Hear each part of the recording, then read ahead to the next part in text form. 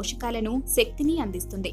దీనిని మీ ఆహారంలో ఒక భాగంగా చేర్చుకోవడం వల్ల అనేకమైన ఆరోగ్య ప్రయోజనాలను పొందవచ్చు. పాలకూరలో ఉండే విటమిన్ ఏ మన కంటి చూపును మెరుగుపరుస్తుంది. అలాగే వయసు మీద పడడం వల్ల వచ్చే శుక్లాలు, ఇతర కంటి సమస్యలను రాకుండా చూస్తుంది. నిత్యం పాలకూర ఆహారంలో భాగం చేసుకుంటే నేత్ర సమస్యలు రాకుండా చూసుకోవచ్చు. పాలకూర మెదడుకు అవసరమైన చక్కని ఆహారం.